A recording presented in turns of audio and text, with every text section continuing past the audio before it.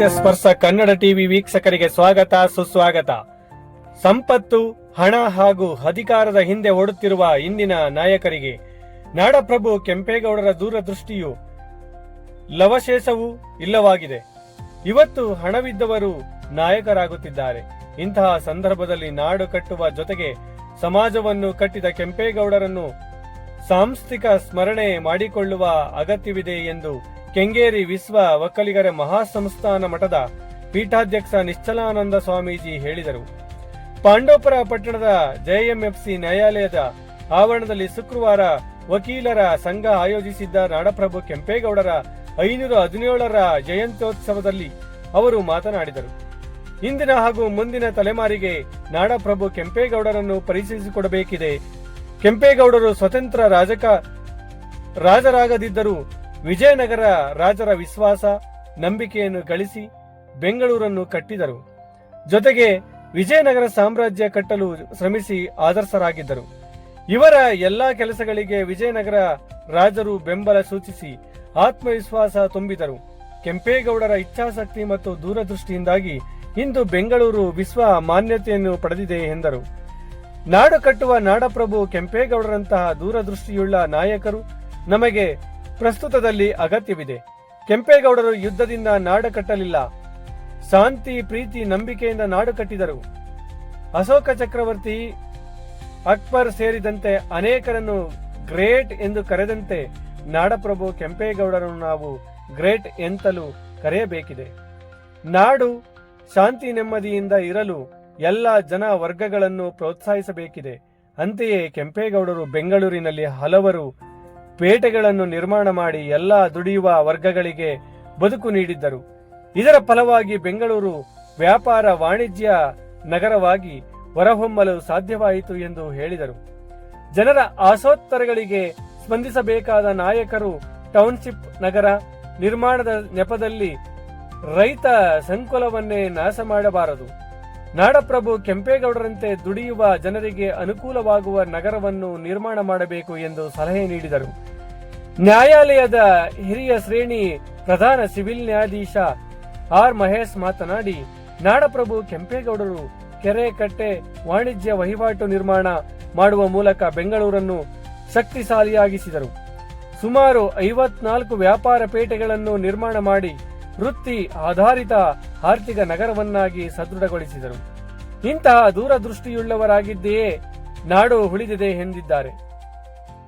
ಪ್ರಧಾನ ಸಿವಿಲ್ ನ್ಯಾಯಾಧೀಶೆ ಎಚ್.ಎಸ್. ಪೂಜಾಶ್ರೀ, ಹೆಚ್ಚುವರಿ ಸಿವಿಲ್ ನ್ಯಾಯಾಧೀಶ ಎನ್. ಬಾಬು, ವಕೀಲರ ಸಂಘದ ಅಧ್ಯಕ್ಷ ಗಂಗರಾಜು, ಕಾರ್ಯದರ್ಶಿ ಕೆ.ಎಸ್. ಮೋಹನ್ ಕುಮಾರ್, ಉಪಾಧ್ಯಕ್ಷ ಎಸ್. ಜಯರಾಮು, ಖಜಾಂಚಿ ಟಿ.ಜೆ. ಪುಷ್ಪಲತಾ, ಕರ್ನಾಟಕ ರಾಜ್ಯ ವಕೀಲರ ಪರಿಷತ್ತಿನ ನೂತನ ಸದಸ್ಯರಾದ K S. Mahadeva Prasad, N. Shivakumar, Shivamurthy, J. Narayanaswamy ಇತರರು ಇದ್ದರು.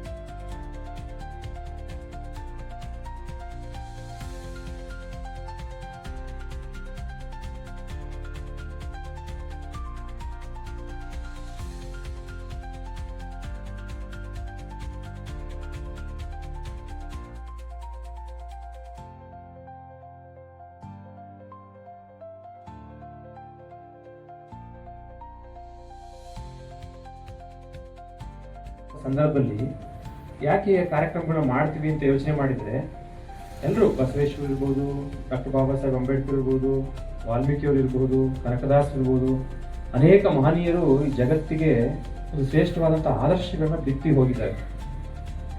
ಅದು ಈ ಭರತಖಂಡದಲ್ಲಿ ಹುಟ್ಟಿರುವಂತ ಮಹಾತ್ಮರುಗಳೇ ಜಗತ್ತಿಗೆ ದಾರಿ ತೋರಿಸಂತ ಒಂದು ಶ್ರೇಷ್ಠ ಶಕ್ತಿಯನ್ನ ಕೊಟ್ಟಿದೆಯಲ್ಲ ಭಾರತ ಮಾತೆ, ಅಲ್ಲಿ ಹುಟ್ಟಿರುವಂಥದ್ದು ನಮ್ಮೆಲ್ಲರ ಪುಣ್ಯ ಅಂತೇಳಿ ನಾವು ಭಾವಿಸ್ಬೇಕಾಗುತ್ತೆ. ಈ ಒಂದು ಪವಿತ್ರವಾದಂಥ ಭೂತಾಯಿ ಒಟ್ಟಿನಲ್ಲಿ ನಾಡಪ್ರಭು ಕೆಂಪೇಗೌಡರ ಬಗ್ಗೆ ಅನೇಕ ರೀತಿ ಹೊಗಳ್ತಾರೆ ಅಲ್ವಾ. ಆದ್ರೆ ವಿಶೇಷವಾಗಿ ಆ ಕಾಲದಲ್ಲಿ ಏನೂ ಇದ್ದಂತ ಕಾಲದಲ್ಲಿ ಒಬ್ಬ ದೂರದೃಷ್ಟಿಯ ನಾಯಕನಾಗಿ, ಒಂದು ವಿಜನಿಸ್ಟಿಕ್ ಲೀಡರ್ ಆಗಿ ಹೇಗೆ ಒಂದು ರಾಜ್ಯವನ್ನ ಸಂಪದ್ಭರಿತ ಮಾಡಬೇಕು, ಸಂಪತ್ತು ಅಂದ್ರೆ ಏನು ಅಥವಾ ರಾಜ್ಯದ ವಿಸ್ತಾರ ಅಂದ್ರೆ ಏನು ಅಂತ ಚೆನ್ನಾಗಿ ಅರ್ಥ ಮಾಡ್ಕೊಂಡಿದ್ರು. ನಿಮ್ಗೆಲ್ಲ ಗೊತ್ತಿದೆ, ಹಿಸ್ಟ್ರಿ ಓದಿದ್ರೆ ಗೊತ್ತಿರುತ್ತೆ. ಈ ಜಗತ್ತಿನ ಕೆಲವು ನಾಯಕರುಗಳನ್ನ ಅಂದ್ರೆ ರಾಜ ಮಹಾರಾಜರುಗಳನ್ನ ಅಥವಾ ಪಾಳೆಗಾರನ ಅಥವಾ ಸಾಮ್ರಾಟರನ್ನ ಒಂದು ವಿಶೇಷ ಪದದಿಂದ ಬಳಸ್ತಾರೆ. ದಿ ಗ್ರೇಟ್ ಅನ್ನೋ ಪದವನ್ನು ಬಳಸ್ತಾರೆ. ನಾನು ಸ್ವಲ್ಪ ಹಿಸ್ಟ್ರಿ ಓದ್ಕೊಂಡಿದ್ದೀನಿ. ಅಶೋಕ ದಿ ಗ್ರೇಟ್ ಅಂತ ಕರೀತಾರೆ, ಗೊತ್ತಿರ್ಬೋದು. ಅಶೋಕ ದಿ ಗ್ರೇಟ್ ಕ್ರಿಸ್ತಪೂರ್ವದಲ್ಲಿ ಇದ್ದಂಥವ್ರು. ಕ್ರಿಸ್ತಪೂರ್ವ 3ನೇ ಶತಮಾನದಲ್ಲಿ ಈ ದೇಶವನ್ನು ಆಳದಂತ ಮೊಟ್ಟ ಮೊದಲ ಸಾಮ್ರಾಟ, ಶಾಂತಿಯುತವಾಗಿ ಆಳದಂಥವ್ರು.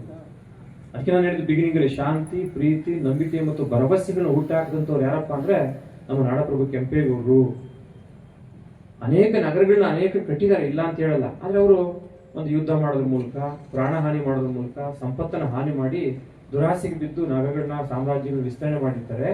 ಆದ್ರೆ ಇವರು ಶಾಂತಿ, ಪ್ರೀತಿ, ನಂಬಿಕೆ ಮತ್ತು ವಿಶ್ವಾಸವನ್ನ ಮೂಡಿಸುವಂತ ಒಂದು ನಗರವನ್ನ ಇವತ್ತು ನಿರ್ಮಾಣ ಮಾಡಿ ಜಗತ್ತಿಗೆ, ಈ ದೇಶಕ್ಕೆ, ಈ ನೆಲಕ್ಕೆ ಕೊಟ್ಟು ಹೋಗಿದ್ದಾರೆ. ಅದಕ್ಕೋಸ್ಕರ ಅವ್ರನ್ನ ಗ್ರೇಟ್ ಅಂತ ಹೇಳ್ಬೋದಾ ಅಂತ ಅಶೋಕ್ನ ರೆಫರ್ ಮಾಡ್ತಾ ಇದ್ರು. Ashoka the great. ಈಗ ಜಡ್ ಸಾಹೇಬ್ರು ಹೇಳಿದ್ರು, ಮಹೇಶ್ ಸಾಹೇಬ್ರು ಏನ್ ಹೇಳಿದ್ರು? ಕೆರೆಗಳನ್ನ ಕಟ್ಟಿಸಿದ್ರು, ವಿಶ್ರಾಂತಿ ಗೃಹಗಳನ್ನ ಕಟ್ಟಿಸಿದ್ರು, ಸಾಲುಮರಗಳನ್ನ ನಡೆಸಿದ್ರು, ದೇವಾಲಯಗಳನ್ನ ಕಟ್ಟಿಸಿದ್ರು, ನಗರಗಳನ್ನೇ ನಿರ್ಮಾಣ ಮಾಡಿದ್ರು, 64 ಪೇಟೆಗಳು ನಿರ್ಮಾಣ ಮಾಡಿದ್ರು. ಫಾರ್ ಆಲ್ ಪ್ರೊಫೆಷನ್ಸ್, ಎಲ್ಲ ಇಡೀ ಸಮುದಾಯ ಸಮಗ್ರವಾಗಿ ಶಾಂತಿಯುತವಾಗಿ ಬದುಕಬೇಕು ಅಂದ್ರೆ ಎಲ್ಲ ಸಮುದಾಯಗಳು ಬೇಕಾಗ್ತದೆ ಅಲ್ವಾ. ವ್ಯಾಪಾರ ಮಾಡೋರು ಬೇಕು, ತರಕಾರಿ ಬೆಳೆಯೋರು ಬೇಕು, ಬಟ್ಟೆ ಮಾರೋರು ಬೇಕು, ಅಕ್ಕಿ ಮಾರೋರು ಬೇಕು, ಬೆಳೆಯೋರು ಬೇಕು ಅಂತ ಪೇಟೆಗಳು ನಿರ್ಮಾಣ ಮಾಡಿ ಜಗತ್ತಿಗೆ ಒಂದು ಫಸ್ಟ್ ಮಾಡ್ಯೂಲ್, ಒಂದು ಮಾಡ್ಯೂಲ್ ಸಿಟಿಯನ್ನ ನಿರ್ಮಾಣ ಮಾಡಿಕೊಟ್ಟಿದ್ದಕ್ಕೋಸ್ಕರ ದೂರದೃಷ್ಟಿಯ ನಾಯಕರು ಅಂತ ಹೇಳಿ ಕರಿತೀವಿ. ಇನ್ನೊಂದು ಅವರ ಧರ್ಮಪ್ರಭು ಅಂತ ಕರೀತಾರೆ. ಇವತ್ತು ನೀವು ನೋಡಿರ್ಬೋದು, ಈ ಸೌತ್ ಕರ್ನಾಟಕದಲ್ಲಿ ವಿಶೇಷವಾಗಿ ಒಂದು 4-5 ಜಿಲ್ಲೆಗಳ ವ್ಯಾಪ್ತಿನಲ್ಲಿ ಅವರು ಅನೇಕ ದೇವಾಲಯಗಳ ನಿರ್ಮಾಣ ಮಾಡಿ ಒಂದು ಐತಿಹಾಸಿಕವಾದಂತ ಕೊಡುಗೆಯನ್ನ ಈ ದೇಶಕ್ಕೆ, ಈ ಕನ್ನಡ ನಾಡಿಗೆ ನೀಡಿ ಹೋಗಿದ್ದಾರೆ. ಅವರೊಬ್ಬ ಆದರ್ಶಗಳ ಒಬ್ಬ ರಾಜ, ಪಾಳೆಗಾರ ಇರಬಹುದು. ಮೇ ಬಿ ಅವರು ವಿಜಯನಗರದ ಸಾಮ್ರಾಜ್ಯಕ್ಕೆ ಒಬ್ಬ ಪಾಳೆಗಾರನಾಗಿ ನಿಷ್ಠೆಯಿಂದ ಅವರ ಎಲ್ಲ ಯುದ್ಧಗಳಲ್ಲಿ ಸಹಾಯ ಮಾಡಿ ವಿಜಯನಗರ ಸಾಮ್ರಾಜ್ಯ ಉಳಿಲಿಕ್ಕೆ ಕಾರಣಕರ್ತರಾಗಿದ್ರು. ಅವತ್ತು ದಕ್ಷಿಣ ಭಾರತದಲ್ಲಿ ಒಂದು ಶ್ರೇಷ್ಠ ಹಿಂದೂ ಸಾಮ್ರಾಜ್ಯ ಏನು ಅವನತಿ ಹೋಗ್ತಾ ಇತ್ತು, ಅದನ್ನ ಹೇಗಾದ್ರೂ ಮಾಡಿ ತಡಿಬೇಕು, ಈ ಸಾಮ್ರಾಜ್ಯ ಉಳಿಬೇಕು ಅಂತ ಹೇಳಿ ತನಗಿದ್ದಂತೆ ಎಲ್ಲ ಸ್ವಾತಂತ್ರ್ಯವನ್ನ ನಿಷ್ಠೆಗೆ ಪರಿವರ್ತನೆ ಮಾಡ್ತಾರೆ. ಅಕಸ್ಮಾತ್ ಅವರು ಸ್ವತಂತ್ರ ಆಗ್ಬೋದಾಗಿತ್ತು, ನಾನೇ ಸ್ವತಂತ್ರ ಅಂತ ಘೋಷಣೆ ಮಾಡಬಹುದಾಯಿತು. ಆದ್ರೆ ಕಷ್ಟ ಕಾಲದಲ್ಲಿ ಸಾಮ್ರಾಟರನ್ನು ರಕ್ಷಣೆ ಮಾಡಬೇಕು ಅಂತೇಳಿ ಅವರಿಗೆ ಬೆನ್ನೆಲುಬಾಗಿ ನಿಲ್ತಾರೆ. ಹಾಗಾಗಿ ಈ ಒಂದು ಕೆಂಪೇಗೌಡರಿಗೆ ಬೆಂಗಳೂರು ನಗರ ನಿರ್ಮಾಣ ಮಾಡಲಿಕ್ಕೆ ವಿಜಯನಗರದ ಅರಸರ ಪ್ರೋತ್ಸಾಹ ಕೂಡ ಸಿಗುತ್ತೆ. How was inspired. ವಿಜಯನಗರ ಸಾಮ್ರಾಜ್ಯದಲ್ಲಿ ಕೃಷ್ಣದೇವರಾಯ ಮಹಾನವಮಿ ದಿಬ್ಬದ ಮೇಲೆ ದರ್ಬಾರ್ ಮಾಡಬೇಕಾದ್ರೆ both Kempananjegowda and present Kempegowda was invited. ಅಲ್ಲಿ ಕರೆದಿರ್ತಾರೆ, ನೀವು ಸಪೋರ್ಟ್ ಮಾಡಿದ್ರಿ, ಬನ್ನಿ ನಿಮ್ಗೆ ಒಂದು ಸನ್ಮಾನ ಮಾಡಬೇಕು ಅಂತ. ಮಹಾನವಮಿ ದಿಬ್ಬದ ಮೇಲೆ ಕೃಷ್ಣದೇವರಾಯ ದರ್ಬಾರ್ ಮಾಡ್ಬೇಕಾದ್ರೆ ಈ ಯಂಗ್ ಕೆಂಪೇಗೌಡ, ಇವತ್ತೇನು ನಾವು ನಾಡಪ್ರಭು ಅಂತೀವಲ್ಲ, ಆ ಎಲ್ಲ ನೋಡ್ತಾರೆ ಘಟನೆಗಳನ್ನ, ದೃಶ್ಯವನ್ನ, ಸಂಪತ್ತು, ವಜ್ರ ವೈಡೂರ್ಯಗಳನ್ನ, ಮುತ್ತು ರತ್ನಗಳನ್ನ ಬೀದಿಲಿ ಮಾರಾಟ ಮಾಡ್ತಾ ಇದ್ದಾರೆ. ದರ್ಬಾರ್ ಎಷ್ಟಿದೆ, ಎಷ್ಟು ಸುಖವಾಗಿ ಸಮಾಜವನ್ನ ಕಾಪಾಡ್ತಾ ಇದ್ದಾರೆ ಈ ರಾಜರು, ನಾನು ಈಗ ಯಾಕೆ ಮಾಡಬಾರ್ದು ಅಂತೇಳಿ ವಾಸ್ ಇನ್ಸ್ಪೈರ್ಡ್ ಬೈ ದಟ್ ಒಂದು ಇನ್ಸಿಡೆಂಟ್. ಹಾಗೆ ಆ ನಗರವನ್ನು ಕೂಡ ಇವತ್ತು ಕಟ್ಟಲಿಕ್ಕೆ ಇಲ್ಲಿ ಕಾರಣರಾಗಿದ್ದಾರೆ. ನಾವು ಯಾಕೆ ಈ ಪರ್ಫಾರ್ಮ್ ಮಾಡ್ತೀವಿ, ಯಾಕೆ ಅವ್ರನ್ನ ಪೂಜೆ ಮಾಡ್ತೀವಿ, ಯಾಕೆ ಅವ್ರಿಗೆ ಭಾವಚಿತ್ರಕ್ಕೆ ಹಾರ ಹಾಕ್ತೀವಿ ಅಥವಾ ಪುಷ್ಪಾಂಜಲಿ ಮಾಡ್ತೀವಿ, ಎಲ್ಲ ಯಾಕೆ ಬೇಕು ಅಂದ್ರೆ the present applicability of the ideas and ideologies. ಸುಮ್ಮನೆ ಆಚರಣೆ ಮಾಡೋದು ಮುಖ್ಯ ಅಲ್ಲ, applicability of the ideas. Madam ಹೇಳಿದ್ರು ಇದನ್ನ ನಾವು ಟ್ರಾನ್ಸ್ಫರ್ ಮಾಡಬೇಕು, ಜಡ್ ಸಾಹೇಬ್ರು ಕೂಡ ಹೇಳಿದ್ರು ಟ್ರಾನ್ಸ್ಫರ್ ಮಾಡಬೇಕು. ಯಾವುದನ್ನ? ಐಡಿಯಾಸ್. ಕೆಂಪೇಗೌಡರ ಅಂತ ಐಡಿಯಾಸ್ ಏನ್ ಬಿಟ್ಟಿದ್ದಾರೆ? ಒಂದು ದೂರದೃಷ್ಟಿ ಇರಬೇಕು. ತಾತ್ಕಾಲಿಕವಾಗಿ ನಾವು ಬ್ರಿಡ್ಜ್ ಕಟ್ತೀವಿ, ಟೌನ್ಶಿಪ್ ಮಾಡ್ತೀವಿ, ಅದು ಮಾಡ್ತೀವಿ, ಇದು ಮಾಡ್ತೀವಿ ಅಂತ ಹೋದ್ರೆ ಅದರ ಫ್ಯೂಚರ್ ಎಫೆಕ್ಟ್ ಯಾರಿಗಾಗುತ್ತೆ? ಒಂದು ಸಂತತಿನೇ ನಾಶ ಮಾಡುವಂಥದ್ದು ಆಗಬಾರ್ದು, ಸಂತತಿಯನ್ನು ಉಳಿಸುವಂತ ಕೆಲಸ ಆಗಬೇಕು. ಅದಕ್ಕೆ ನಾವು Kempegowda is may be a great inspirer. ಒಂದು ದೂರದೃಷ್ಟಿ ಇಟ್ಕೋಬೇಕು. ನಗರವನ್ನು ನಿರ್ಮಾಣ ಮಾಡೋದಂದ್ರೆ ಏನು? ಆರ್ಥಿಕವಾಗಿ, ವಾಣಿಜ್ಯಾತ್ಮಕವಾಗಿ, ವಿಜ್ಞಾನ ತಂತ್ರಜ್ಞಾನದ ಮೂಲಕ ಜನಸಾಮಾನ್ಯರ ಲೈಫ್ ಎಕ್ಸ್ಪೆಕ್ಟೆನ್ಸಿಯನ್ನ ಅಥವಾ ಲೈಫ್ ಸ್ಟ್ಯಾಂಡರ್ಡ್ ಎನ್ಹಾನ್ಸ್ ಮಾಡಲಿಕ್ಕೆ ಬೇಕಾದಂತ ಉಪಕ್ರಮಗಳನ್ನ ತೆಗೆದುಕೋಬೇಕು. ಅದನ್ನ ನಾವು ಕೆಂಪೇಗೌಡರನ್ನ ಆದರ್ಶವಾಗಿ ಇಟ್ಕೋಬೇಕು. ಈ ಎಲ್ಲ ಆದರ್ಶಗಳು ಒಬ್ಬ ವ್ಯಕ್ತಿ ತನ್ನ ಕಾಲಕ್ಕೆ ಒಂದು ಶ್ರೇಷ್ಠತೆಯನ್ನು ತಂದುಕೊಟ್ಟಿದ್ದಾರೆ ಅಲ್ವಾ. ನೋಡಿ, ವ್ಯಕ್ತಿಯಿಂದ ಅಥವಾ ಮಹಾನ್ ವ್ಯಕ್ತಿಯಿಂದ ಒಂದು ಕಾಲಕ್ಕೆ ಶ್ರೇಷ್ಠತೆ ಬರುತ್ತೆ, ಅಥವಾ ಒಂದು ಕಾಲದಿಂದ ಆ ವ್ಯಕ್ತಿಗೆ ಶ್ರೇಷ್ಠತೆ ಬರುತ್ತೆ. ಹಾಗಾಗಿ ನಾಡಪ್ರಭು ಕೆಂಪೇಗೌಡರ ಆಳ್ವಿಕೆ ಕಾಲ, ಅವರ ಕಾಲದಲ್ಲಿ ಒಬ್ಬ ಆದರ್ಶವಾದಂತಹ ರಾಜ ಇದ್ದಿದ್ರಿಂದ ಆ ಕಾಲಕ್ಕೆ ಈ ಕಾಲಕ್ಕೂ ಒಂದು ಶ್ರೇಷ್ಠತೆಯನ್ನು ಅವರು ತಂದುಕೊಟ್ಟಿದ್ದಾರೆ. ಹಾಗಾಗಿ ಅವರೊಬ್ಬ ಆದರ್ಶ ಸಾಮ್ರಾಟ. ಅದಕ್ಕೋಸ್ಕರ ನಾವು ವಿ ಕ್ಯಾನ್ ಯೂಸ್ ಪ್ರಿಫಿಕ್ಸ್ ಆಗಿ ಕೆಂಪೇಗೌಡ ಒಬ್ಬ ಮಹಾಶಯ ಕೆಂಪೇಗೌಡ ಅಂತಲೋ, ಅಥವಾ ಸಫಿಕ್ಸ್ ಕೆಂಪೇಗೌಡ ದಿ ಗ್ರೇಟ್ ಅಂತ ಬಳಸಬಹುದು. ನಾವು ಅಕ್ಬರ್ ದಿ ಗ್ರೇಟ್ ಅಂತಾರೆ ಗೊತ್ತಾ, ಇತಿಹಾಸಕಾರರು, ಜಾಗತಿಕ ಇತಿಹಾಸಕಾರರು. ಇವನ್ ಅವರು ಮುಸ್ಲಿಂ ನಾಯಕರಾದ್ರೂ ಕೂಡ, ರಾಜ ಆದ್ರೂ ಕೂಡ ಅವ್ರನ್ನ ಅಕ್ಬರ್ ದಿ ಗ್ರೇಟ್ ಅಂತಾರೆ. ಯಾಕೆ ಹೇಳಿ? ಅವರು ಆ ಕಾಲದಲ್ಲಿ ಒಂದು ಆದರ್ಶವನ್ನು ಬಿತ್ತು ಹೋಗಿದ್ದಾರೆ. ಎಲ್ಲ ಧರ್ಮಗಳ ಜನಸಮುದಾಯವನ್ನ ಪ್ರೀತಿ, ವಿಶ್ವಾಸ, ನಂಬಿಕೆ, ಭರವಸೆ, ಶ್ರದ್ಧೆಯಿಂದ ಆಳ್ವಿಕೆಯನ್ನು ಕೊಟ್ಟು ಹೋಗಿದ್ದಾರೆ. ಅದಕ್ಕೆ ನಾವು ಅಕ್ಬರ್ ದಿ ಗ್ರೇಟ್ ಅಂತ ಕರಿತೀವಿ, ಅಮೋಘ ವರ್ಷ ದಿ ಗ್ರೇಟ್ ಅಂತ ಕರಿತೀವಿ. ಕೆಲವ್ರನ್ನ ಮಾತ್ರ ಜಾಗತಿಕ ಇತಿಹಾಸಕಾರರು ಹೀಗೆ ಕರೆದಿರ್ಲಿಕ್ಕೆ ಸಾಧ್ಯ. ಹಾಗೆ ಆದರ್ಶವನ್ನ ಬಿತ್ತಿ ಬೆಳೆಸಿ ಹೋದಂಥವ್ರು ನಾಡಪ್ರಭು ಕೆಂಪೇಗೌಡರು. ಅದಕ್ಕೆ ನಮಗೆ ಅವರು ಪೂಜನೀಯರಾಗ್ತಾರೆ, ಪ್ರಾತಸ್ಮರಣೀಯರಾಗ್ತಾರೆ. ಅವರ ಆದರ್ಶಗಳನ್ನ ನೆಕ್ಸ್ಟ್ ಜನರೇಷನ್ ಆಫ್ ಲೀಡರ್ಸ್ ಅನುಸರಿಸಿದ್ರೆ ಸಮಾಜ ಸಮಗ್ರವಾಗಿ ಶಾಂತಿಯಿಂದ ಇರುತ್ತೆ. ಈಗ ನಾವು ಕುವೆಂಪು ಅವ್ರನ್ನ ನೆನಪು ಮಾಡ್ಕೊತೀವಿ ಅಲ್ವಾ? ಜನಕನ ಹೋಲುವ ದೊರೆಗಳ ಧಾಮ ಅಂತ ಕರೀತಾರಲ್ಲ, ಅವ್ರು ನಾಡಿಗಿದ್ರಿ ಜನಕನ ಹೋಲುವ ದೊರೆಗಳ ಧಾಮ. ಯಾರು ಇಟ್ಕೊಂಡು ಹಿಡಿದ್ರು ಅವರು? ಹೀಗೆ ಹಿಂದೆ ಅವರು ಕಲ್ತಿದ್ರಲ್ಲ, ಕುವೆಂಪು ಅವರು ವಿದ್ಯಾಭ್ಯಾಸ ಮಾಡ್ತಾ ಜನಕನ ರೀತಿಯಲ್ಲಿ ಇದ್ದಂತ ದೊರೆಗಳ ಧಾಮ ಇದು ಅಂದ್ರೆ ಜನಕ ಇದ್ದ, ಅಶೋಕ ಇದ್ದ, ಅಕ್ಬರ್ ಇದ್ದ, ಹೀಗೆ ಅಂತ ಕೆಂಪೇಗೌಡ ಇದ್ದ ಅಂತ ಅಲ್ವಾ? ಸೊ ಅಂತಹ ಒಂದು ಮಹಾಪುರುಷನ ನಾವೆಲ್ಲರೂ ಕೂಡ ನೆನಪು ಮಾಡ್ಕೊಳ್ಳೋಣ, ಸ್ಮರಣೆ ಮಾಡ್ಕೊಳ್ಳೋಣ. ನೆಕ್ಸ್ಟ್ ಜನರೇಷನ್ಗೆ ನಾವು ಬಿತ್ತಿ ಹೋಗ್ಬೇಕಾಗುತ್ತೆ. ಕಾರಣ ನಾಯಕತ್ವ ಅಂದ್ರೆ ಇವತ್ತು ಸಂಪತ್ತಿನ ಮೂಲಕ ನಾಯಕತ್ವ ರೂಢಿಗತಾಗ್ತಾ ಇದೆ. ದುಡ್ಡಿರೋರ್ ಮನೆಯಲ್ಲಿ ಹೋಗಿ ಇವತ್ತು ನಾಯಕತ್ವ ಕುತ್ಕೊಂತಾ ಇದೆ, ಮಂಡಿ ಊರಿ. ದುಡ್ಡಿರೋರ್ ಮನೆಯಲ್ಲಿ ಅಧಿಕಾರ ಬಲ ಇರೋರ್ ಮನೆಯಲ್ಲಿ ಹೋಗಿ ಮಂಡಿ ಊರಿ ಕುತ್ಕೊಂತಾ ಇದೆ. ಅದಾಗಬಾರ್ದು. ದೂರದೃಷ್ಟಿ ಇರುವವರ ಮನೆಯಲ್ಲಿ ಅಥವಾ ತಲೆಯಲ್ಲಿ ಆ ಒಂದು ಅಧಿಕಾರ ಸ್ಥಾನಮಾನಗಳು ಸಿಗ್ಬೇಕಾಗುತ್ತೆ. ದೂರದೃಷ್ಟಿ ಅಂದ್ರೆ ಎಲ್ಲರೂ ಕೂಡ ಒಂದು ನೆಕ್ಸ್ಟ್ ಜನರೇಷನ್ ನಾವು ಒಂದು ಒಳ್ಳೆ ಐಡಿಯಾಸ್ನ ಕೊಟ್ಟು ಹೋಗ್ಬೇಕು. ಮಾಡಿದ್ರೆ ಏನಾದ್ರು ಒಂದು ಆದರ್ಶವನ್ನ ಬಿತ್ತು ಹೋಗ್ಬೇಕು ಅನ್ನೋ ಭಾವನೆ ಇರುವಂತವ್ರಿಗೆ ಇಂಥ ನಾಯಕತ್ವದ ಸ್ಥಾನಮಾನಗಳು ಸಿಗ್ಬೇಕಾಗುತ್ತೆ. ಅಂತ ನಾಯಕತ್ವವನ್ನ ಈಗಿನ ನಾಯಕರುಗಳು ಏನ್ ನಮ್ಮನ್ನ ಆಳ್ತಾರಲ್ಲ, ಈ ಪೊಲಿಟಿಕಲ್ ಡೆಮಾಕ್ರಸಿನಲ್ಲಿ ಅಥವಾ ಪಾರ್ಲಿಮೆಂಟರಿ ಡೆಮಾಕ್ರಸಿನಲ್ಲಿ ಏನ್ ನಾವು ಅವ್ರನ್ನೆಲ್ಲ ನಾಯಕರು ಅಂತ ಆಯ್ಕೆ ಮಾಡಿದೀವಲ್ಲ, ಅವರಿಗೆ ಈ ದೃಷ್ಟಿಕೋನ ಬೇಕಾಗುತ್ತೆ. ಮಾಡೋದಾದ್ರೆ ಸಮಾಜಕ್ಕೆ ಮತ್ತು ನೆಕ್ಸ್ಟ್ ಜನರೇಷನ್ಗೆ ಅವರು ಕೆಲಸ ಮಾಡಬೇಕಾಗುತ್ತೆ. Not for their own generation but for the whole generation. ಅವರ ಜನರೇಷನ್ಗೆ ಅವ್ರ ಕುಟುಂಬ ಮಾಡ್ಕೊಳೋದಲ್ಲ, ಇಡೀ ಸಮಾಜಕ್ಕೆ, ಇಡೀ ದೇಶಕ್ಕೆ ಏನಾದ್ರು ಮಾಡಿದಾರಪ್ಪ ಇಂಥ ಪುಣ್ಯಾತ್ಮರು ಅಂತ ಮಾಡಬೇಕಾಗುತ್ತೆ. The Kempegowda was also a inspirer. Kempegowda is also a inspirer present. How ಅಂತ ಕೇಳ್ಬೋದು ನೀವು, ಕೆಂಗಲ್ ಹನುಮಂತಯ್ಯನವರು ಅಲ್ವಾ? ನಾನು personally I am feeling that may B Kempegowda the great influence on Kengal Hanumanthaiah mind ಅಂತ ಅನಿಸುತ್ತೆ. ಹಾಗಾಗಿ ಅವರು ವಿಧಾನಸೌಧನ ಕಟ್ಟಿಸಿದ್ರು. ಎಸ್ ಎಂ ಕೃಷ್ಣ ನೋಡಿ, ಅವರು ಒಬ್ಬ ದೂರದೃಷ್ಟಿ ನಾಯಕ, ಇದೇ ಜಿಲ್ಲೆಯವರು. ಅವ್ರಿಗೆ ಎಂತ ಐಡಿಯಾಲಜೀಸ್ ಇತ್ತು, international leader. John F Kennedy was appreciated him. He was used his knowledge for his election. John F Kennedy ಅಮೆರಿಕಾದಲ್ಲಿ. ಎಸ್ ಎಂ ಕೃಷ್ಣ ಅವ್ರನ್ನ ನೆನಪು ಮಾಡ್ಕೋತೀವಿ. May be Kempegowda was influenced on him, his ideas and his political matters ಅಂತ ಅನ್ಸುತ್ತೆ. ಹಾಗೆ ಇನ್ನೂ ಅನೇಕ ನಾಯಕರುಗಳು ಅವರಿಂದ ಇನ್ಸ್ಪೈರ್ ಆಗಿ ಈ ದೇಶಕ್ಕೆ, ಈ ನಾಡಿಗೆ ಒಳ್ಳೊಳ್ಳೆ ಕೆಲಸಗಳು ಮಾಡ್ತಾ ಇದ್ದಾರೆ. ಅಂತಹ ಒಂದು ಆದರ್ಶಗಳ ಮುಂದುವರಿಕೆಗೆ ನಾವು ನಾಡಪ್ರಭು ಕೆಂಪೇಗೌಡನ ಸ್ಮರಣೆ ಮಾಡೋಣ, ಅವ್ರನ್ನೊಬ್ಬರು ಪ್ರಾತಸ್ಮರಣೀಯ ಅಂತ ಅನ್ಕೊಳ್ಳೋಣ ಅಂತ ಹೇಳ್ತಾ, ನಮ್ಮ ಮೋಹನ್ ಅವರು ಬಹಳ ಪ್ರೀತಿ ನನಗೆ ದೂರವಾಣಿ ಮೂಲಕ ಕರೆದ್ರು. ನನಗೆ ಅವಾಗ ಆಶ್ಚರ್ಯ ಆಯ್ತು, ವಕೀಲರ ಸಂಘದಲ್ಲಿ ಕೆಂಪೇಗೌಡ ಜಯಂತಿ ಮಾಡ್ತಾರಪ್ಪ, ಹಳ್ಳಿ ಮಾಡೋದು ಸಹಜ, ಆದ್ರೆ ಜಡ್ಜ್ ಸಾಹೇಬರು ಸಪೋರ್ಟ್ ಮಾಡ್ತಾರ ಅಂತ ಅನ್ಕೊಂಡಿದ್ದೆ. ಇಲ್ಲ, ಮಾಡೋಣ, ನಮ್ಮ ಒಂದು ಗ್ಯಾಪ್ ಅಲ್ಲಿ, ಲಂಚ್ ಪೀರಿಯಡ್ ಅಲ್ಲಿ ಮಾಡಿ ಸಮಯನೂ ಕೂಡ ವ್ಯರ್ಥ ಮಾಡಬಾರ್ದು, ನಾಯಕರನ್ನು ಕೂಡ ಸ್ಮರಿಸ್ಕೋಬೇಕು, ಪಬ್ಲಿಕ್ಸ್ ಕೂಡ ತೊಂದರೆ ಆಗಬಾರ್ದು ಅಂತೇಳಿ ನಮ್ಮ ಗಂಗರಾಜ್ ಅವರ ನಾಯಕತ್ವದಲ್ಲಿ ಈ ಒಂದು ವಕೀಲರ ಸಂಘ ಬಹಳ ಸಂತೋಷವಾಗಿ, ಸರಳವಾಗಿ, ಅರ್ಥಪೂರ್ಣವಾಗಿ ಒಂದು ಕಾರ್ಯಕ್ರಮ ಮಾಡೋ ಸಂದರ್ಭದಲ್ಲಿ ಎಲ್ರಿಗೂ ಶುಭ ಕೋರಿ ನನ್ನ ಮಾತುಗಳು. ಕೆಂಪೇಗೌಡ ಜಯಂತಿಯನ್ನ ಇಷ್ಟೊಂದು ಅರ್ಥಪೂರ್ಣವಾಗಿ ಪಾಂಡವಪುರ ವಕೀಲರ ಸಂಘದಲ್ಲಿ ಆಚರಣೆ ಮಾಡ್ತಕ್ಕಂಥದ್ದು ನಿಜವಾಗಿ ತುಂಬಾ ಸಂತೋಷವಾದಂಥ ವಿಚಾರ. ಪೂಜ್ಯ ಶ್ರೀಗಳು ಇದೀಗ ತಾನೇ ಕೆಂಪೇಗೌಡರ ಹಿರಿಮೆ, ಅವರ ಸಾಧನೆಗಳನ್ನ ನಮ್ಗೆಲ್ರಿಗೂ ತಿಳಿಸ್ಕೊಟ್ಟಿದ್ದಾರೆ. ನಾವು ಒಂದನ್ನ ಇಲ್ಲಿ ಅರ್ಥ ಮಾಡ್ಕೋಬೇಕು, ಕಾರ್ಯಕ್ರಮವನ್ನ, ಕೆಂಪೇಗೌಡರ ಜಯಂತಿಯನ್ನ ಔಪಚಾರಿಕವಾಗಿ ಕೇವಲ ಅವರ ಸಾಧನೆಯನ್ನ ಮೆಜರ್ ಮಾಡ್ಲಿಕ್ಕೆ ಅಷ್ಟೇ ನಾವು ಇಲ್ಲಿ ಆಚರಣೆಯನ್ನ ಮಾಡ್ತಾ ಇಲ್ಲ. ಪೂಜ್ಯ ಶ್ರೀಗಳು ಹೇಳಿದಂತೆ ಅದು ಟ್ರಾನ್ಸ್ಫರ್ ಆಗಬೇಕು. ಅವ್ರು ಮಾಡಿರ್ತಕ್ಕಂಥ ಕೆಲಸಗಳನ್ನ ಇಲ್ಲಿ ನಾವು ಕೆಂಪೇಗೌಡರ ಜಯಂತಿ ಮಾಡ್ತಾ ಇದ್ದೀವಿ ಅಂತ ಹೇಳಿದ್ರೆ ಕನಿಷ್ಠ ಒಂದು 10% ಆದರೂ ನಾವು ಯಾಕೆ ಸಾಧನೆ ಮಾಡಬಾರ್ದು ಅನ್ನೋ ಛಲ ನಮ್ಮಲ್ಲಿ ಎಲ್ರಿಗೂ ಕೂಡ ಬರಬೇಕು.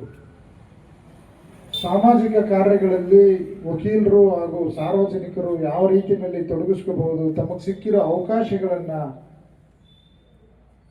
ಸಮಾಜವನ್ನು ಕಟ್ಟೋ ಕೆಲಸದಲ್ಲಿ ಯಾವ ರೀತಿ ಮಾಡಬೇಕು ಅನ್ನೋದನ್ನ ನಮ್ಮನ್ನು ನಾವು ಅರಿತು ಬಾಳೋದಕ್ಕೋಸ್ಕರ ಇಂದಿನ ಮಹನೀಯರು ಯಾವೆಲ್ಲ ಕೆಲಸಗಳನ್ನು ಮಾಡಿದ್ದಾರೆ, ನಾವ್ಯಾಕೆ ಮಾಡ್ಲಿಕ್ಕೆ ಆಗೋದಿಲ್ಲ, ನಾವು ಕೂಡ ಮಾಡಬಹುದು, ನಮ್ಮ ಕೈಲಾಗಿರೋದನ್ನ ನಾವು ಮಾಡೋಣ ಅನ್ನೋದನ್ನ ತಿಳಿಸ್ಬೇಕು ಅಂತ ನಾವು ಕಾರಣಕ್ಕೆ ಪಾಂಡವಪುರ ವಕೀಲರ ಸಂಘದವರು ಕೆಂಪೇಗೌಡರ ಜಯಂತಿಯನ್ನು ಅರ್ಥಪೂರ್ಣವಾಗಿ ಆಚರಿಸಿದ್ದಾರೆ.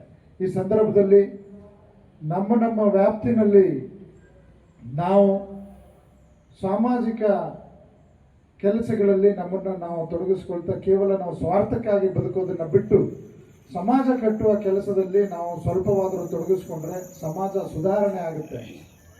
ಆ ನಿಟ್ಟಿನಲ್ಲಿ ನಾವೆಲ್ಲರೂ ಸ್ವಲ್ಪ ಯೋಚನೆಯನ್ನು ಮಾಡಿದಂಥ ಸಂದರ್ಭದಲ್ಲಿ ಸ್ವಾರ್ಥವನ್ನು ಬಿಟ್ಟು ಯೋಚನೆ ಮಾಡಿದಂಥ ಪೂಜ್ಯ ಶ್ರೀಗಳು ಈಗ ಯಾವ ರೀತಿ ಅವರ ಸ್ವಾರ್ಥವನ್ನು ಯೋಚನೆ ಮಾಡಿದ್ದಿದ್ರೆ ಐಷಾರಾಮಿ ಕಾರು, ಐಷಾರಾಮ ಬಂಗ್ಲೆ, ಐಷಾರಾಮಿ ಜೀವನ, ಪೂಜ್ಯ ಶ್ರೀಗಳು KS ಅಧಿಕಾರಿಯಾಗಿ ಸರ್ಕಾರಿ ಅಧಿಕಾರಿಗಳಾಗಿ ಸರ್ಕಾರಿ ಸವಲತ್ತುಗಳೊಂದಿಗೆ ಈ ದಿನ ಆರಾಮಾಗಿರ್ಬೋದಾಗಿತ್ತು. ಆದರೆ ಸಮಾಜ ಸುಧಾರಣೆಗೋಸ್ಕರ ಅವರ ವ್ಯಾಪ್ತಿ ಕೇವಲ ಒಂದು ಜಿಲ್ಲೆಗಷ್ಟೇ ಸೀಮಿತ ಆಗಿರ್ತಿತ್ತು ಒಬ್ಬ ಸರ್ಕಾರಿ ಅಧಿಕಾರಿಯಾಗಿದ್ದಿದ್ರೆ. ಆದರೆ ಈ ಇಡೀ ರಾಜ್ಯ ಅಥವಾ ಇಡೀ ದೇಶದಲ್ಲಿ ಈಗ ಅವರು ಸಮಾಜ ಪರ್ಯಟನೆಯನ್ನು ಮಾಡಿ ನಮ್ಮನ್ನೆಲ್ಲರನ್ನು ಕೂಡ ಮನ ಪರಿವರ್ತನೆ ಮಾಡಿ ಸಮಾಜ ಸುಧಾರಣೆಯ ಕೆಲಸದಲ್ಲಿ ಅವರು ಭಾಗಿಯಾಗ್ತಾ ಇದ್ದಾರೆ. ನಿಜವಾಗಿ ಅದು ಬಹಳ ಶ್ಲಾಘನೀಯ ಕೆಲಸ. ಒಂದು ದೊಡ್ಡ ಕೈಯಲ್ಲಿರೋ ಒಂದು ಕೆಲಸವನ್ನು ಬಿಟ್ಟು ಸ್ವಾಮೀಜಿಯಾಗಿ ಅವರು ಇಲ್ಲಿ ಕೆಲಸವನ್ನು ನಿರ್ವಹಿಸ್ತಾ ಇದ್ದಾರೆ ಅಂತ ಹೇಳಿದ್ರೆ, ಸಮಾಜವನ್ನು ಕಟ್ಟುವ ಕೆಲಸವನ್ನು ಮಾಡ್ತಿದ್ದಾರೆ ಅಂತ ಹೇಳಿದ್ರೆ ಪೂಜ್ಯ ಶ್ರೀಗಳಿಗೆ ನಾವು ಎಲ್ಲರೂ ಕೂಡ ಅನಂತ ಧನ್ಯವಾದಗಳನ್ನು ಹೇಳಿ, ಏನು ಪಾಂಡವಪುರ ವಕೀಲರ ಸಂಘದವರು ಈ ಆರಕ್ಷಕ ಸಿಬ್ಬಂದಿಗಳೇ, ಪತ್ರಿಕಾ ಮಾಧ್ಯಮದವರೇ ಹಾಗೂ ಸಾರ್ವಜನಿಕರೇ, ನಾವು ಕೆಂಪೇಗೌಡರ ಬಗ್ಗೆ ಹೇಳಬೇಕು ಅಂತಂದರೆ ಅವರು ಬೆಂಗಳೂರು ನಗರದ ನಿರ್ಮಾತೃರು. ಭಾಳ ದೂರದೃಷ್ಟಿ ಇಟ್ಟುಕೊಂಡು ಅವರು ಬೆಂಗಳೂರನ್ನು ನಿರ್ಮಾಣ ಮಾಡಿದ್ದಾರೆ. ಅವರು ಯಲಹಂಕದಲ್ಲಿ 1515ರಲ್ಲಿ ಜನನ ಆದರು. ಅವರ ತಾಯಿ ತಂದೆ ಕೆಂಪರಾಜೇಗೌಡ, ತಾಯಿ ನೀಲಂಬೆ. ಅವರು ವಿಜಯನಗರದ ಸಾಮ್ರಾಜ್ಯರ ಒಂದು ಸಾಮಂತ ರಾಜ್ಯದಲ್ಲಿ ಅವರು ನಾಡ ಪ್ರಭುಗಳಾಗಿ ಕೆಲಸ ಮಾಡ್ತಾ ಇದ್ರು ಯಲಹಂಕದಲ್ಲಿ. ವಿಜಯನಗರ ಸಾಮ್ರಾಜ್ಯದಲ್ಲಿ ಅವರಿಗೆ ಒಂದು ಬೆಂಗಳೂರು ಅಭಿವೃದ್ಧಿ ಮಾಡುವಂಥ ಒಂದು ಕೆಲಸಕ್ಕೆ ತುಂಬ ಸಹಕಾರ ನೀಡಿದರು. ಹಾಗಾಗಿ ಅವರು ಒಂದು ಸಲ ಒಂದು ಬೇಟೆಗಾಗಿ ಅವರು ಬೆಂಗಳೂರು ದಿಕ್ಕಿಗೆ ಬಂದಾಗ ಒಂದು ಬೇಟೆಯ ನಾಯಿಯನ್ನು ಮೊಲ ಎದುರಿಸಿ ಒಂದು ಓಡಿಸ್ಕೊಂಡು ಬರ್ತದೆ. ಆಗ ಅವ್ರಿಗೆ ಈ ಒಂದು ನೆಲದಲ್ಲಿ ಎಂಥ ಧೈರ್ಯ ಅಡಗಿದೆ, ಮಲ ಒಂದು ನಾಯಿನ ಓಡಿಸ್ಕೊಂಡು ಬಂತಲ್ಲ ಅಂತೇಳಿ ಅವತ್ತು ಅವರು ಮನಸ್ಸು ಮಾಡಿ ಈ ಒಂದು ಸ್ಥಳದಲ್ಲಿ ಬಹಳ ಶಕ್ತಿ ಇದೆ ಮತ್ತು ಧೈರ್ಯವಂತರಿದ್ದಾರೆ ಅಂತ ಪರಿಗಣಿಸಿ ಒಂದು ಬೆಂಗಳೂರು ನಗರವನ್ನು ಅಲ್ಲಿ ಒಂದು ಕಟ್ಟುವಂಥ ಪ್ರಾರಂಭ ಮಾಡ್ತಾರೆ. ಅವರು ಬೆಂಗಳೂರಿಗೆ ಏನೆಲ್ಲ ಅಗತ್ಯತೆಗಳು ಇತ್ತು ಅನ್ನೋದನ್ನು ಅವರು ಮೊದಲೇ ಯೋಚನೆ ಮಾಡಿ ಅದಕ್ಕೆ ಪೂರಕವಾಗಿ ಜನ ಕಲ್ಯಾಣ ಮತ್ತು ನಾಗರಿಕರ ಶ್ರೇಯೋಭಿವೃದ್ಧಿಗಾಗಿ ಬೇಕಾದಂತಹ ಎಲ್ಲ ಒಂದು ಯೋಜನೆಗಳನ್ನು ಹಾಕಿಕೊಂಡು ಬೆಂಗಳೂರನ್ನು ಮೊದಲು ಏನು ಹೊನ್ನಾರು ಹೂಡೋ ಮೂಲಕ, ಅಂದರೆ ಹೊಸದಾಗಿ ಆರು ಹೂಡೋ ಮೂಲಕ ಎತ್ತುಗಳಿಗೆ ನೇಗಿಲನ್ನು ಕಟ್ಟಿ ಆ ಎತ್ತುಗಳು ಎಲ್ಲಿ ನಿಲ್ತದೆ ಅಲ್ಲಿ ಹೋಗಿ 4 ಗಡಿ ಭಾಗಗಳನ್ನು ಗುರುತಿಸ್ಕೊಂಡು ಅವಕ್ಕೆ ಮೊದಲು ದ್ವಾರಗಳನ್ನು ಕಟ್ಟಿಕೊಂಡು ಆ ಒಂದು ಬೆಂಗಳೂರನ್ನು ಗುರುತಿಸ್ತಾರೆ. ಅದಾದ ನಂತರ ಬೆಂಗಳೂರಿಗೆ ಅಗತ್ಯತೆ ಇರುವಂತಹ ಒಂದು ವ್ಯಾಪಾರ ವಾಣಿಜ್ಯ ವಹಿವಾಟಿಗೆ ಬೇಕಾದಂತಹ ಹಲವಾರು ಪೇಟೆಗಳನ್ನು, ಒಟ್ಟು 54 ಪೇಟೆಗಳನ್ನು ಅವರು ನಿರ್ಮಿಸ್ತಾರೆ. ಈಗ ಬಳೆಪೇಟೆ, ಚಿಕ್ಕಪೇಟೆ, ಅವೆನ್ಯೂ ರೋಡು, ಮಾಮೂಲು ಪೇಟೆ, ಈ ಥರ ಎಲ್ಲ ವೃತ್ತಿ ಆಧಾರಿತ ಒಂದು ಪೇಟೆಗಳನ್ನು ಆ ಕಾಲದಲ್ಲಿ ಅವರು ನಿರ್ಮಿಸ್ತಾರೆ. ಆ ಒಂದು ಕಾರಣದಿಂದಾಗಿ ಇವತ್ತು ಬೆಂಗಳೂರು ಅಂತಾರಾಷ್ಟ್ರೀಯ ಮಟ್ಟದಲ್ಲಿ ಒಂದು ವ್ಯಾಪಾರ ವಹಿವಾಟು ನಡೆಸಲು ಬಹಳ ಒಂದು ಉನ್ನತ ಸ್ಥಾನದಲ್ಲಿ ಈಗ ವಿಶ್ವ ನೋಡಿ ತಿರುಗುವಂಥ ಒಂದು ಬೆಂಗಳೂರು ಮಾಡಿದ್ದು ಮಹಾನ್ ಕೆಂಪೇಗೌಡರು. ಹಾಗಾಗಿ ಅವರ ಒಂದು ದೂರದೃಷ್ಟಿಯಿಂದಾಗಿ ಬೆಂಗಳೂರು ಮಹಾನಗರ ಆಗಿ ಬೆಳೆದಿದೆ. ಅವರು ತನ್ನ ಸಾರ್ವಜನಿಕರಿಗೆ ಹಾಗೂ ನಾಗರಿಕರಿಗೆ ಬೇಕಾದಂತಹ ಸೌಲಭ್ಯಗಳನ್ನು ಒದಗಿಸಲಿ ಬಹಳ ಮಹತ್ವ ಕೊಟ್ಟರು. ಹಿಂದೆ ಎಲ್ಲ ಎತ್ತಿನ ಗಾಡಿಗಳಲ್ಲಿ ಮತ್ತು ತಲೆ ಮೇಲೆ ಹೊರುವಂತಹ ಒಂದು ಸರಕು ಸಾಗಾಣಿಕೆಗಳನ್ನ ಪದ್ಧತಿ ಇತ್ತು. ಹಾಗಾಗಿ ತಲೆ ಮೇಲೆ ಹೊರುವಂಥ ನಮ್ಮ ಸಾರ್ವಜನಿಕರಿಗೆ ತೊಂದರೆ ಆಗಬಾರ್ದು ಅಂತೇಳಿ ಅಲ್ಲಲ್ಲೇ ಅವರು ತಲೆ ಹೊರೆ ಒಂದು ಇಳಿಸುವಂಥ ಒಂದು ಸ್ಥಳಗಳನ್ನು ನಿಗದಿ ಮಾಡಿದ್ರು, ಕಟ್ಟಿಸಿದ್ರು. ದೇವಸ್ಥಾನಗಳು ಕಟ್ಟಿಸಿದ್ರು, ಕೆರೆ ಕಟ್ಟೆಗಳನ್ನು ಕಟ್ಟಿಸಿದ್ರು, ಪ್ರತಿಯೊಂದು ಕಲ್ಯಾಣಿಗಳನ್ನು ಕಟ್ಟಿಸಿದ್ರು. ಹಾಗೂ ಬೆಂಗಳೂರಿಗೆ ನೀರಿನ ಅಗತ್ಯತೆ ಇದೆ ಅಂತೇಳಿ ಸ್ಯಾಂಕಿ ಕೆರೆ, ಹಲಸೂರು ಕೆರೆ ಮತ್ತು ಕೆಂಪಾಬುದಿ ಕೆರೆ, ಈಗ ಅದು ಮೆಜೆಸ್ಟಿಕ್ ಅಂತ ಏನು ಮಾಡಿದ್ದಾರೆ ಆ ಸ್ಥಳ ಕೆಂಪಾಬುದಿ ಕೆರೆ ಮತ್ತು ಸಂಪಂಗಿ ರಾಮನಗರ ಕೆರೆ, ಈ ಎಲ್ಲ ಕೆರೆಗಳನ್ನು ಕಟ್ಟಿಸಿದಂಥ ನಾಯಕ ಅವರು. ಮತ್ತೆ ಬರೀ ಅವರು ಅಭಿವೃದ್ಧಿ ಕಡೆಗೆ ಗಮನ ಹರಿಸಲಿಲ್ಲ, ದೈವ ಒಂದು ಏನು ದೇವಸ್ಥಾನಗಳನ್ನು ಕೂಡ ಅವರು ಕಟ್ಟಿಸೋ ಕಡೆ ಗಮನ ಹರಿಸಿ, ಏನು ಹಲಸೂರಿನ ಸೋಮೇಶ್ವರ ದೇವಸ್ಥಾನ, ಮಲ್ಲೇಶ್ವರದ ಕಾಡು ಮಲ್ಲೇಶ್ವರ, ಇದೇ ಥರ ಹಲವಾರು ದೇವಸ್ಥಾನಗಳನ್ನು ನಮ್ಮ ಬೆಂಗಳೂರಿನಲ್ಲಿ ಕಟ್ಟಿಸಿದ್ದಾರೆ.